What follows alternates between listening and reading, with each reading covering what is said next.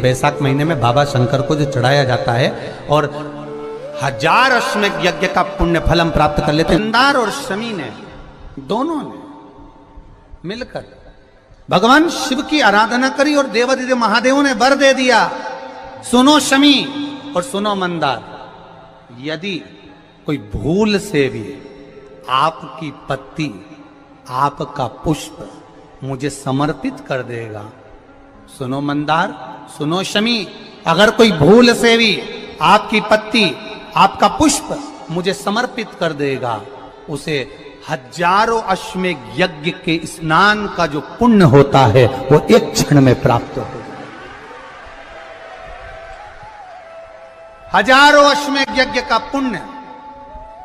1000 अश्वमेध यज्ञ का पुण्य एक क्षण में प्राप्त हो। ये मंदार, ये शमी, 1000 अश्वमेध यज्ञ का पुण्य एक साथ। शमी की पत्ती देखिए आप लोगों ने, जम के तो बोले जरा,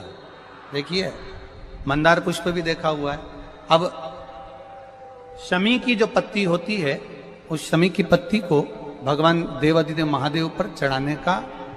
शमी की पत्ती जो होती है उस शमी की पत्ती को चढ़ाने का एक नियम भी होता है। थोड़ा सावधानी से सुनना इस नियम को, जो आपके जीवन को सार्थक बना सकता है।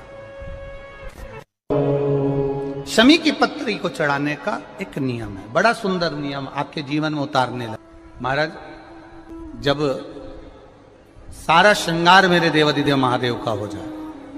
बहुत ध्यान से सुनना, ये प्रसंग आया नहीं पहले, आज अगर कुबेरेश्वर बाबा की पावन धरा पर यह प्रसंग निकला है तो उसको ध्यान से सुनिए। पत्ती, शमी की जो पत्ती होती है, उस शमी की पत्ती को कब, कैसे और कहां चढ़ाना चाहिए, और शमी की पत्ती का फल क्या होता है, वो भी अभी अपन समझ लें उसको। शमी की पत्ती, संपूर्ण स्नान भगवान का हो जाए, संपूर्ण स्नान आप समझें उसको। जैसे ये शिवलिंग है, जलाधारी, जल निकल कर जाने का स्थान, गणेश, कार्तिकेय, अशोक सुंदरी, जलाधारी मतलब माता पार्वती जी का हस्त कमल, शिवलिंग शिव का स्वरूप, ऊपर जो जलाधारी लगी है उसमें से एक एक बूंद जो पानी नीचे गिर रहा है, जो पानी नीचे गिर रहा है, शिव जी की बेटियां जया, विषहरा, शामली बारी, दौतली, देव, शिव जी की पुत्री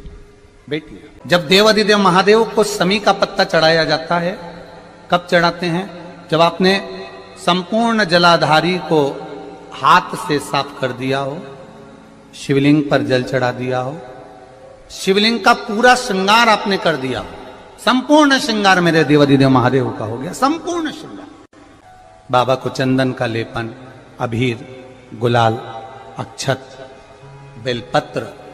धतूरा, जो भी तुम्हें चढ़ाना है सब कुछ तुमने चढ़ा दिया, सारा श्रृंगार मेरे देवादिदेव महादेव का हो गया। तब शमी की पत्ती को मां जगतजननी की जो जलाधारी है उस पर मात्र स्पर्श कराकर शिव के शिवलिंग पर आखिरी में समर्पित कर देना चाहिए, जिससे हमारी मन की जो कामना है वह मां जगतजननी देवादिदेव महादेव से उनके कानों में श्रवण कर। शमी पत्र का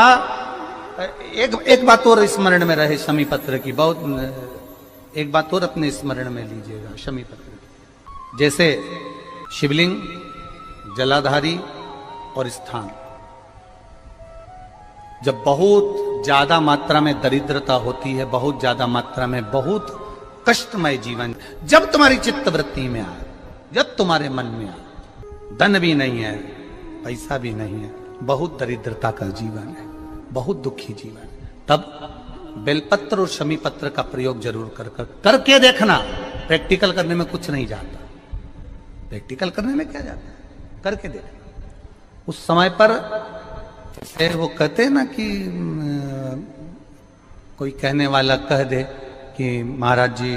वो एक महाराज प्रवचन दे रहे थे और प्रवचन में देते देते देते देते किसी ने, महाराज जी प्रवचन दे रहे थे कि मदिरा का पान नहीं करना चाहिए, नहीं पीना चाहिए, गलत है, नाली में पड़ा होता है, व्यसन में पड़ा होता है, ऐसा पान ना करो। एक महाराज का पेचेन वाला खड़ा हो गया, उसने खड़े होकर कह दिया, ओ महाराज तुम इतनी बड़ी बड़ी बात कर रहे हो, तुम्हारा सगा भाई तो पी के नाली में पड़ा, गटर में पड़ा, महाराज जी को क्रोध नहीं आया, समझ थी। महाराज जी ने कहा भैया देख, मैं भी प्रवचन दे रहा हूं, मेरा भाई भी प्रवचन दे रहा है, मैं मुंह से समझा रहा हूं कि पीकर लोग नाली में गिरते हैं, गटर में गिरते हैं, मेरा भाई प्रैक्टिकल करके दिखा रहा है कि मत पिया। प्रैक्टिकल वाली बात है। शमी पत्र, बेलपत्र का एक बार जीवन में प्रैक्टिकल कर कर देखना, प्रैक्टिकल करना। जैसे आपको कहा कि आपका विश्वास अगर पक्का है, भरोसा अगर दृढ़ है, और शंकर के प्रति अगर आपका विश्वास पक्का है,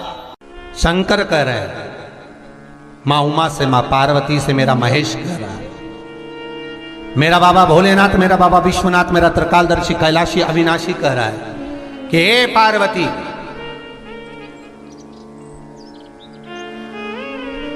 एक बीला, एक बेल जो मुझे समर्पित करता है,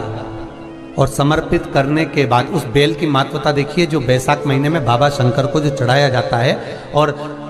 1000 अश्वमेध यज्ञ का पुण्य फल हम प्राप्त कर लेते, मात्र एक फल चढ़ाकर, मात्र एक फल चढ़ाकर। हे पार्वती, संसार का मनुष्य जब मुझे वो बेलपत्र समर्पित कर, वो बेल का फल समर्पित करता है, पार्वती वो फल जो मुझे चढ़ता है, फिर मैं भले नर्मदा के जल से निकला हुआ कंकर शंकर क्यों ना हूं, फिर चाहे मैं गंगा के जल से निकला हुआ कंकर शंकर क्यों ना हूं, चाहे फिर मैं यमुना के जल से निकला हुआ कंकर शंकर क्यों ना हूं, चाहे मैं सरयू के जल से निकला हुआ कंकर शंकर क्यों ना हूं, चाहे मंदाकिनी के जल से निकला हुआ कंकर शंकर क्यों ना हूं, हे पार्वती, फिर जो भी शिवलिंग पर वो बेल समर्पित होता है, वो बेल उठाकर जीव अपने कार्य में ले सकता है। ये मां उमा से कह रहा है। तो उस बेल की महत्वता जानेंगे। अब अपन उस बेल को जानने के लिए वापिस स्कंद पुराण में चले, तो स्कंद पुराण में लिखा हुआ है कि जो बेल बैसाख के महीने में शंकर को चढ़ाया जाता है, वो बेल का फल उठाकर रख लिया जाता है। बैसाख के महीने में उस चढ़े हुए, बाकी के आपको बेल का फल खाना हो तो बात दूसरी, पर चढ़ा हुआ जो बेल का फल है वो पूरा बैसाख नहीं खाना। बैसाख के बाद में अगला जो महीना आए, उस महीने के अंदर उस फल के अंदर का गुर्दा निकालकर उसको सुखा लीजिए, और सुखाकर जिस व्यक्ति को पथरी की बीमारी हो और जिस व्यक्ति को पेट में बहुत भोजन पचता ही नहीं है, पूरा शरीर पाचन क्रिया बेकार हो गई, उस व्यक्ति को केवल 7 दिन तक शंकर पर चढ़ा हुआ वो बेलपत्र प्रदान कर दीजिए, पथरी भी बाहर और पाचन क्रिया भी ठीक, जिंदगी भर तकलीफ नहीं। उस बैसाख में उस फल की इतनी महत्वता बाबा भोलेनाथ स्कंद पुराण, लिंग पुराण, नर्मदा पुराण, पद्म पुराण के अंतर्गत, शिव महापुराण के अंतर्गत वर्णन कर, उसकी महत्वता है। वो बेल का फल साधारण नहीं हो सकता। अब मंदार का जो पुष्प होता है, आंकड़े का जो फूल होता है, एक सफेद कलर का भी होता है और एक गुलाबी कलर का भी होता है। देखा है आप लोगों ने? बोलो, जम के बोलो, देखा है ना? गुलाबी कलर का जो पुष्प होता है, वो आप मंदार का, आंकड़े का जो गुलाबी कलर का पुष्प होता है, आप टीवी पे देख रहे होंगे, एक सफेद देख रहे होंगे, एक मंदार का गुलाबी फूल, नीला कलर का फूल देख रहे होंगे। जो नीला कलर का जो पुष्प होता है, गुलाबी कलर का जो आंकड़े का फूल होता है, प्रयास करना, जब किसी विषम परिस्थिति में फंस गए, विषम परिस्थिति, जब आपको लग रहा है कि मुझे बहुत भय लग रहा है, कुछ बुरा होने वाला, आपको लग रहा है आज मेरी उल्टी आंख बहुत फड़क रही है, कुछ गड़बड़ होने वाला है, आपको लग रहा है मेरी सीधी आंख फड़क रही, कुछ गड़बड़ होने वाला है, तब केवल वो नीला जो गुलाबी पुष्प है मंदार का, उसको कहीं से लाकर शिवालय में अशोक सुंदरी वाली जगह पर स्पर्श कर कर शिवलिंग पर आप चढ़ा दीजिए। आपकी विषम परिस्थिति कैसी भी होगी, वो रास्ता बनाकर बाहर निकल जाएगी, आपको फंसना नहीं, परेशान नहीं। मंदार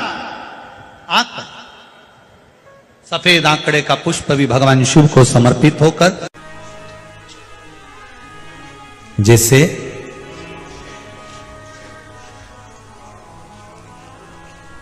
बेले के फल का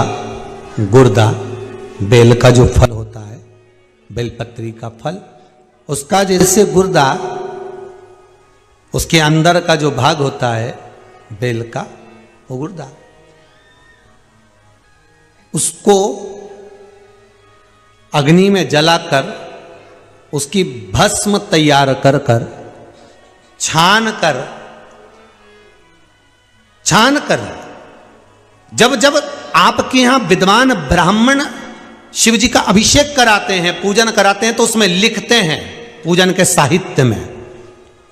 बेलपत्री, धतूरा, दुर्वा, ये उसमें नीचे लिखेंगे भस्म। लिखते कि नहीं लिखते? लिखते हैं ना, भस्म अभिषेक में चाहिए रहती है। तब उस भस्म का थोड़ा सा भी भाग आप अगर शिव को समर्पित कर रहे हो तो ये जान लें कि शंकर मनवांछित फल प्रदान कर रहे हैं, शिव फल प्रदान कर रहे हैं।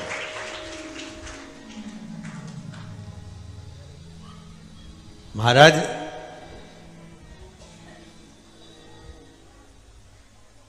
बेलपत्री के वृक्ष के नीचे बैठकर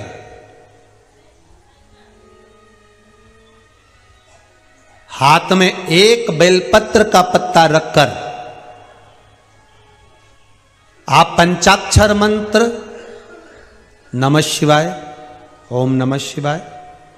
या श्री शिवाय नमस्तुभ्यम या महामृत्युंजय मंत्र का स्मरण कर रहे हो, पर डंडी का भाग अपनी ओर,